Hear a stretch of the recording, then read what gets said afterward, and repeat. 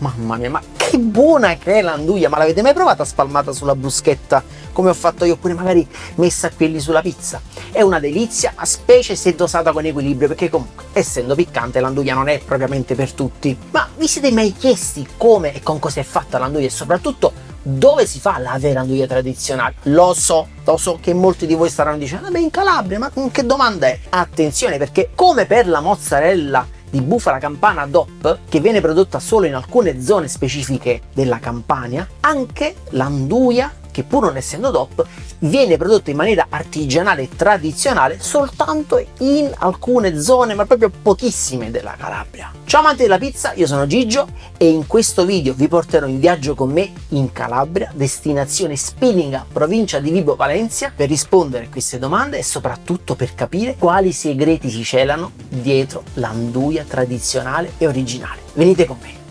Destinazione Spilinga. Spilinga è dove nasce l'anduia, è uno dei prodotti d'eccellenza italiani, tra i più mangiati sulla pizza, all'estero soprattutto. Vediamo che cosa ci servirà questo paesino. Sto andando in un posto in cui fanno l'anduia, si chiama Anduia San Donato, e vediamo che cosa ci aspetta.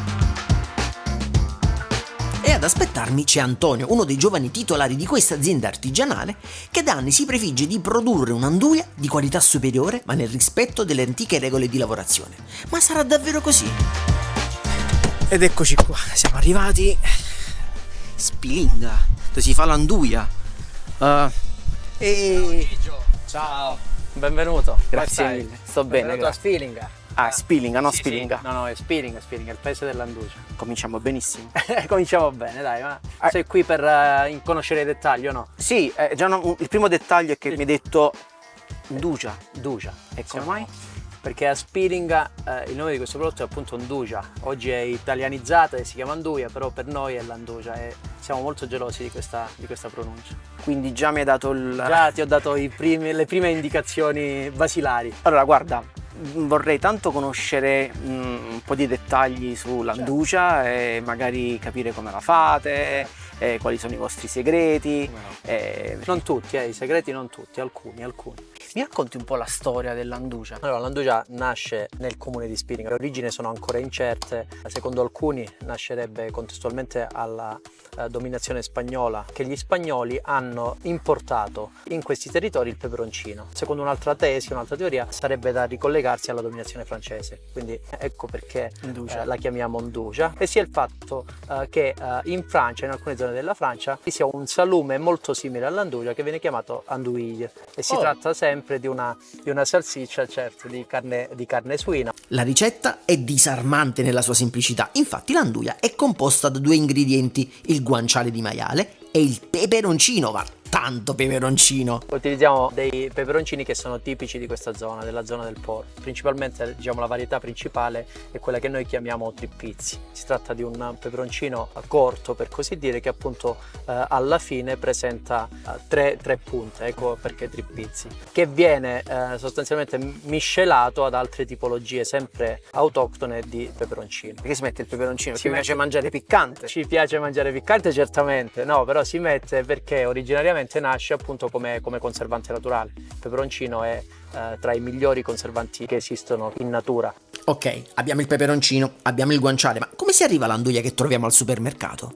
I due ingredienti vengono mescolati insieme in una sorta di impasto e la percentuale di peperoncino è un po' il segreto distintivo di ogni singolo produttore. Questi sono ben 12 quintali di carne e una quantità indefinita e forse inaudita di peperoncino piccante. La fase successiva consiste nel creare quelle che vengono chiamate orbe, cioè le tipiche forme di nduia, cioè nduja. Per farlo utilizzano dei budelli naturali che vengono riempiti di carne e peperoncino attraverso uno speciale macchinario. Una volta formata la orba, viene utilizzato uno spago per assicurare la forma e far sì che sia possibile appenderla. Ultimo tocco, qualche buchetto qui e lì per far uscire l'aria durante il periodo di stagionatura. Ma prima della stagionatura c'è un processo fondamentale che in questo posto viene fatto rispettando la tradizione contadina. Sto parlando dell'affumicatura. Diversamente dalle produzioni industriali in cui l'affumicatura avviene seguendo processi chimici di diversa natura, qui le cose seguono delle regole ben precise. Attraverso i fumi di combustione di legna tipica della zona. Cioè mi stai dicendo che utilizzate la legna... Fumo vero, la Fumo legna vero? Esatto. Ma Con tutte le accortezze ovviamente oggi richieste, però ancora optiamo per una fumicatura naturale del prodotto. Sì. Bruciamo il legname che si trova proprio sulla zona del Monteporo, per lo più acacia, castagno, quercia. E questo è l'affumicatore artigianale che viene utilizzato per bruciare la legna. Il fumo prodotto si diffonde nella stanza donando i profumi tipici della vera anduia di Spilinga. Una volta affumicate, le orbe vengono spostate in apposite stanze dove rimangono per almeno 60 giorni nel caso delle tipiche pezzature da 400 grammi. Quanti ce ne sono appesi? E qui saranno all'incirca 2 lotti, quindi più o meno siamo su una ventina di quintali. Ventina di quintali, in numero? Considera 400 grammi a pezzo, quindi insomma, bei numeri. Ma nel caso di pezzature più grandi, fino tipo a 130 kg, la stagionatura arriva a durare anche 18 mesi, quasi come il parmigiano.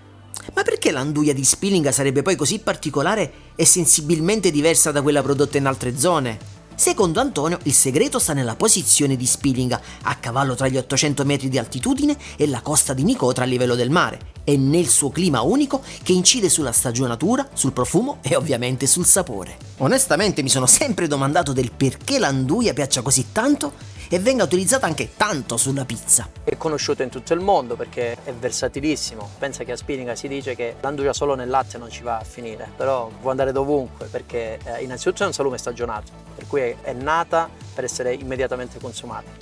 Però questa sua caratteristica, questa sua morbidezza unita al piccante fa sì che possa insaporire tante pietanze diverse. Non vi nascondo che andare in giro ed essere circondato da questo profumo di salumi affumicati, come dire, mi ha fatto venire una gran fame. E così ho chiesto ad Antonio di poter provare la loro famosa anduia. Perché è troppo, Gigi. No, proverò questo per voi, mi sto sacrificando, Grazie se siete arrivati fino a questo punto, lasciatemi un bel like se vi è piaciuto il video e fatemi sapere in un commento se mangiate l'anduia, se vi piace e soprattutto come la mangiate. Ciao e alla prossima!